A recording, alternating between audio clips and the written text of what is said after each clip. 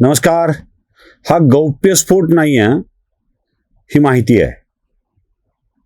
साधारण ऑगस्ट 2026 पर्यंत नरेंद्र मोदी पंतप्रधान पदावरून पायउतार होतील आणि देशाला नवा पंतप्रधान मिळेल. जवळपास दिल्लीच्या ल्युटियन्समध्ये आणि देशभराच्या राजकारणात ही एक चर्चा जोरदार सुरू आहे. असं होणार आहे याला काही प्रमाण आहेत आणि ही प्रमाण काय आहेत ते समजून घ्यावं लागेल. हे का होत आहे ते समजून घ्यावं लागेल आणि हे सगळं समजून घेतल्यानंतर मी तुम्हाला एक गोष्ट सांगणार आहे आणि ती गोष्ट सांगून या व्हिडिओचा समारोप करणार आहे. नितीश कुमार बिहारच्या मुख्यमंत्री पदाला त्यागून राज्यसभेत जाण्याचा निर्णय घेतात. ते राज्यसभेवर निवडून सुद्धा येतात. नितीश कुमारांचा राज्यसभेतला प्रवेश हा बिहारमध्ये वेगळा मुख्यमंत्री करण्याची निवड सुरू करणारा असला पाहिजे. पण ही निवडणूक उलटून बरेच दिवस उलटलेत तरी नितीश कुमारांनी अजून आपल्या मुख्यमंत्री पदाचा आणि आपल्या आमदारकीचा त्याग केलेला नाही आहे, राजीनामा दिलेला नाही आहे. नितीश कुमार अजूनही बिहार विधानसभेचे सदस्य आहेत आणि ते अजूनही बिहार या राज्याचे मुख्यमंत्री आहेत. का नितीश कुमार बिहारच्या मुख्यमंत्री पदातून मुक्त होण्यासाठी वेळ घेत आहेत? काहीतरी कारण असेल. म्हणजे अजून त्यांची संसदीय कारकीर्द सुरू व्हायला, त्यांनी शपथ घ्यायला वेळ आहे म्हणून थांबलेत की आणखी काही कारण आहे? दिल्लीमधली चर्चा ही आहे की लवकरच नरेंद्र मोदी पायउतार होतील, त्यांच्या जागी नवे पंतप्रधान येतील आणि मग नितीश कुमार परत एकदा बिहारमध्ये मुख्यमंत्री म्हणून कायम राहतील. ते राज्यसभा सदस्य वगैरे होणार नाहीत. नितीश कुमारांनी पंतप्रधान पदासाठी भाजपमधल्या एका नेत्याला पाठिंबा देण्याचा शब्द दिलाय अशी चर्चा देखील सुरू आहे. अशीच गोष्ट आणखी एका मुख्यमंत्र्यांच्या बाबतीत होती आहे, ते म्हणजे चंद्राबाबू. चंद्राबाबू सुद्धा आणखी एका नेत्याला भाजपच्या पंतप्रधान पदासाठी सहकार्य करतील. नितीश कुमार आणि चंद्राबाबू यांनी सहकार्य करण्याचा निर्णय घेतल्यानंतर महाराष्ट्रातील एकनाथ शिंदे सुद्धा तोच निर्णय घेतील. पण भाजपला पाठिंब्याच्या बदल्यात महाराष्ट्राचं मुख्यमंत्रीपद आपल्याकडे दिलं जावं अशी अटकळ टाकतील आणि नवा पंतप्रधान होणारा नेता हा महाराष्ट्राच्या मुख्यमंत्र्यालाही पायउतार करायला भाग पाडेल अशी एक शक्यता वर्तवली जाते आहे. भयंकर आहे ना हे. म्हणजे नरेंद्र मोदी यांचा कार्यकाळ आता ऑगस्टपर्यंतच आहे आणि तो कार्यकाळ संपण्याच्या स्थितीमध्ये असल्यामुळे अनेक जणांनी आपल्या डावपेच आखायला सुरुवात केलेली आहे. आता हे ऐकल्यानंतर पृथ्वीराज चव्हाणांच्या त्या वाक्याचा अर्थ आपल्याला उमगू लागतो. लवकरच देशात नेतृत्व परिवर्तन होईल, पंतप्रधान भाजपचाच होईल, पण मोदी असणार नाहीत. हे जे पृथ्वीराज चव्हाण बोलले होते त्याचा अर्थ आपल्याला लागायला सुरुवात होते. एवढं देशातच चाललंय का? नाही, हे देशाच्या बाहेर सुद्धा चाललंय.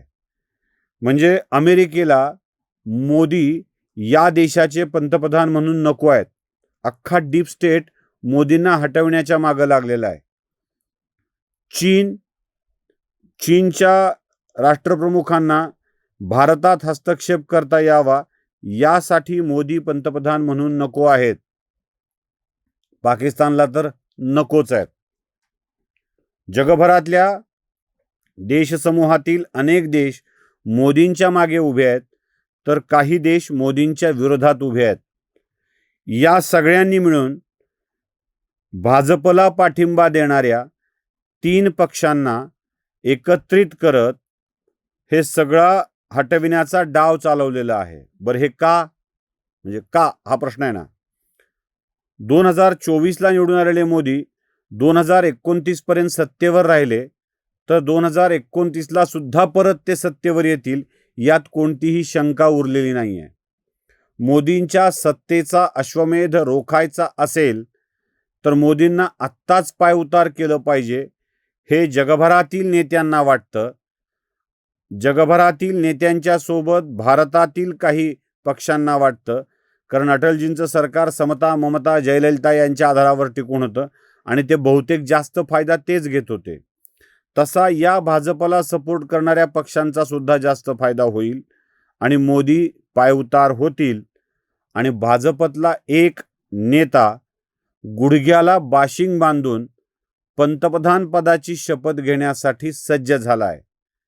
त्यामुळं हे सगळं गणित जुळलं तर ऑगस्टपर्यंत देशाचा पंतप्रधान बदललेला असेल. तोपर्यंत कदाचित नितीश कुमार सुद्धा बिहारच्या मुख्यमंत्री पदावर कायम राहतील. आता हे लांब लचक सगळं ऐकल्यानंतर आपल्याला प्रश्न पडला असेल की हे खरंच होणार आहे का? मंडळी, एक एक वाक्य, एक एक घटना या जाणीवपूर्वक पेरलेल्या असतात. संदर्भ लावता यावा, कडी जोडता यावी आणि त्याची एक छान माळ करता यावी यासाठीच्या या सगळ्या व्यवस्था केलेल्या असतात. येणारा काळच या सगळ्यांना उत्तर देणार आहे. पण हे होणार आहे की नाही या चिंतेपेक्षा किंवा या विषयापेक्षा भाजपतला असा तो कोणता नेता आहे जो पंतप्रधान पदासाठी बाशिंग बांधून बसलाय, तोही आपल्या गुडघ्याला, आणि त्याला वाटतंय की आपण कदाचित उद्याचे देशाचे पंतप्रधान असू. आजही तो नेता या सगळ्यांशी जवळीक ठेवून आहे. आता एक गोष्ट सांगतो जाता जाता, मग तुमच्या बाकी सगळा प्रकार लक्षात येईल, यावर खुलासा करण्याची आवश्यकता नाही. एक कुंभार असतो, कुंभार म्हणजे माती काम करणारा कुंभार असतो, जो मडके वगैरे सगळं बनवत असतो. या कुंभाराचा संसार सुखाचा, म्हणजे त्याला 2 मुली, 1 मुलगा, बायको, आई वडिलांची सेवा करत स्वतःच्या आपल्या लेकरांना सांभाळावं. मग त्याच्या कामासाठी त्यांनी गाढवं ठेवलेली, एक गाढव एक गाढवीन, त्या दोघांचा वापर करून माती आणायची, रोज ती माती तयार करायची, भट्टी लावायची, भांडे करायची, भांडे विकायची, त्यातून आयुष्य घालवायचं, असं सगळं काम. काही दिवसामध्ये त्या मुली मोठ्या होतात आणि त्या शिक्षण घ्यायला जरा कच्च्या असतात. मग कुंभार आपल्या मुलींना आणि मुलांना रोज अभ्यास करण्यासंबंधी सांगायचं, अरे अभ्यास करा, अरे अभ्यास करा, अभ्यास नाही केला तर नापास व्हाल, नापास झाला तर काय अवस्था होते तुम्हाला माहिती आहे का, हेच सगळे कष्टाचे कामं करावं लागतील, असे जरा चांगली कामं करायला शिका. मुलगा बापाला मदत करतो, पण मुलीने तरी शिकावं अशी त्याची अपेक्षा असते. त्या मुली काही ऐकत नसतात आणि रोज कुंभार त्या मुलींना धमकी देत असतो, अभ्यास केला नाही, नापास झालात तर एखाद्या गाढवासोबत लग्न लावून देईल. अभ्यास करा, नापास झालात तर एखाद्या गाढवासोबत लग्न लावून देईल. संध्याकाळची वेळ असते, कामं संपलेली असतात, गाढवं बाहेर बांधलेली असतात, त्यांना चारा टाकलेला असतो, ते चारा खात असतात. त्यातला एक गाढव, त्या गाढवाने गाढवीने झालेलं पोरगं जे याच्या लेकरासोबतच वाढलेलं असतं, हे सगळं त्या गप्पा ऐकत असतं. आता अनेक गाढवच असतात, त्यांचं कामच ओझं वाहून नेण्याचं असतं आणि उगाच गाढवांना वाटत असतं की याचं काम आपल्यामुळेच झालंय, म्हणजे याचे जे काही मडके होतात ते आपल्यामुळेच, याचा संसार चाललाय तो आपल्यामुळेच. तो काही केल्या निकालाच्या दिवशी, म्हणजे पोरींचा निकाल असतो, त्या निकालाच्या दिवशी तो काही बाहेर जात नाही, तिथंच थांबून असतो. त्याला असं वाटत राहतं की आपण बाहेर नाही गेलं पाहिजे. कुंभाराचं पोरं त्याला मारतं, पण ते गाढव काय बाहेर जात नाही, तिथंच बसून राहतं. बाकीची गाढवं सगळी सामान आणायला जातात, माती आणायला जातात, पण हे काही हलत नाही. ते पोरगं याला चारा न टाकता तिथंच ठेवतं. पोरीचा निकाल असतो, निकाल आल्यावर त्यापैकी एक पोरगी नापास झालेली असते. कुंभार त्या पोरीला रागवत असतो. तेवढ्यात गाढव त्याला म्हणतं, अहो ते बाकी सोडा, तुम्ही तुमच्या पोरीचं लग्न नापास झाल्यावर गाढवासोबत लावून द्यायचं कबूल केलं होतं, त्याचं काय झालं? मी थांबलोय म्हणला इथं, माझ्यासोबत लग्न लावून द्या ना. कुंभार भली मोठी काठी घेऊन त्या गाढवाच्या पाठीवर हाण हाणतो आणि आपलं सुजलेलं पेकाट आणि सुजलेलं डोंगण घेऊन गाढव फिरत राहतं. धमकी वजा दिलेली गोष्ट, खोटं खोटं बोललेली गोष्ट त्या गाढवाला खरी वाटते. तसं मोदी सत्तेवरून पाय उतार होणार आणि बना दो कोई भी गधा घोडा म्हणून स्वतः आपणच सगळं करतोय असं वाटणाऱ्या माणसाला उगाचच वाटतंय की आपण पंतप्रधान होऊ, म्हणून तो अजूनही स्टिक आहे, शाबूत आहे आणि उगाच आशा लावून बसलाय की मला कधीतरी लाल गडावर जाऊन भाषण करता येऊ शकेल, माफ करा, लाल किल्ल्यावर जाऊन भाषण करता येऊ शकेल. ते लाल किल्ल्यावरचं भाषण पंतप्रधानपदाचं करता येऊ शकेल म्हणून हे अजूनही चिकटून आहेत.